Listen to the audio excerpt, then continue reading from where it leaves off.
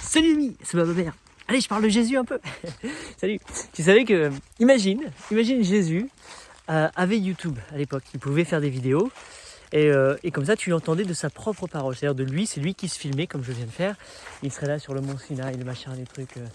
Salut, voilà, je pense ça de la vie, je pense ça, machin. Là, pour l'instant, ce que tu as, tout ce que tu sais de Jésus, c'est ce que les gens te disent de Jésus, ce que les gens se sont rappelés, ont écouté, on dirait il a dit ça, Jésus, ils ont écrit.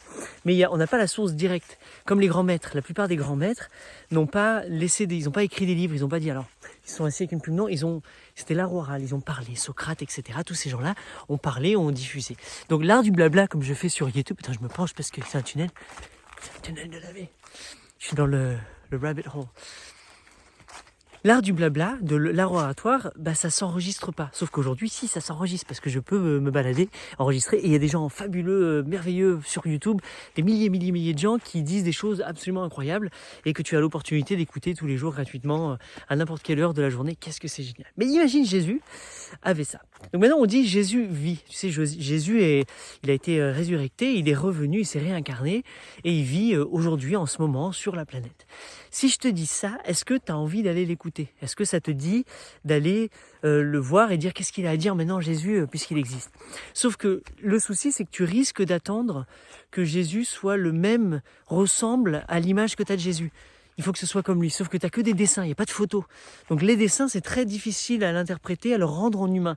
Si je te montre la photo de l'équivalent de Jésus, tu dis non, c'est pas tout à fait ça. Non, il ressemble pas à ça, il ressemble à l'image que tu as. Donc, sauf s'il vient comme une sorte de cartoon sur la planète et qui parle, tu dis ouais, c'est Jésus, mais tu le reconnaîtrais pas, tu vas pas pouvoir le reconnaître physiquement. Ou parce que c'est peut-être même une femme, ou c'est peut-être même un chien, c'est peut-être autre chose.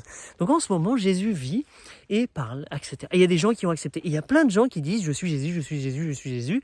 Et ils sont sûrs d'être le Christ. Et donc ils parlent. Sauf qu'on les prend pour des fous. Ben non, bien sûr que non, il peut pas, c'est pas possible. C'est quoi ce fou ? Non, c'est pas ça. On a une attente de ce à quoi ça devrait ressembler. Jésus de retour sur terre, etc. Et moi, je me demande si en fait, quand tu peux affirmer, tu dis oui, Jésus vit. Donc le Christ est encore vivant, donc peut-être pas le bonhomme dans lequel l'énergie a traversé, mais l'énergie christique, elle vit, elle existe. C'est parce que tu la ressens en toi. Et tu ne peux que la ressentir en toi, en fait. C'est ça le truc, c'est que tu peux pas attendre que quelqu'un d'autre le vive. Tu vas pouvoir reconnaître le schéma christique chez plein de personnes. Tu dis ah waouh, je reconnais le bel amour du Christ, etc. en toi. Mais il faut que toi tu le vives à l'intérieur. Donc il faut que ton Jésus, ton Christ à toi, s'éveille pour te connecter à cette fréquence. Et là tu pourras dire Jésus vit. Tu peux dire en moi si tu veux. Tu dis oui, je comprends, je suis Jésus, vit. C'est trop bien quoi. Et cet amour, et il y en a plein d'autres. Il y a le Bouddha aussi. Le Bouddha vit aussi en toi. Il y a tous ces grands penseurs, tous ces grands maîtres, ces grandes idées. Puisque tout est un et puisqu'on est tous connectés et qu'au final nous sommes un, eh bien c'est de toi. Bouddha, c'est une partie de toi. Jésus, c'est une partie de toi. Tout ça, ce sont des énergies, des fréquences, des trucs que je comprends pas trop, mais ça fait partie du tout, donc de toi. Et tu as ça ancré en toi. Donc trouve-le, fais leur pratique, écoute-les, essaie de voir au maximum ce qu'ils ont dit.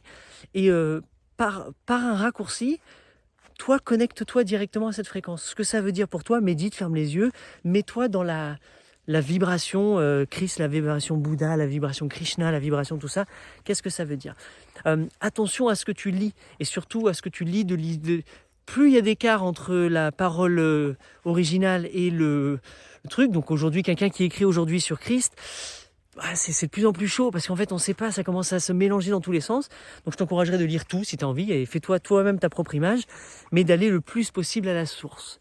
Et donc la source, comme tu ne peux pas remonter dans le temps, ou peut-être pas encore, et être à côté de Jésus, va le voir ici, à l'intérieur, va explorer ce qu'est le Christ en toi. Et forcément, lis les évangiles et tout ce que tu peux autour, etc. Il y a plein de vidéos, etc. Mais maintenant, ce qui pourrait être aussi intéressant, c'est de ceux qui prétendent être le Christ incarné, va les écouter. Et si c'était eux ? Et si t'étais pas juste pas content que ce qui soit comme ça, ou qui ressemble à ça, ou qui parle comme ça ? Peut-être que c'est ça, moi je sais pas du tout.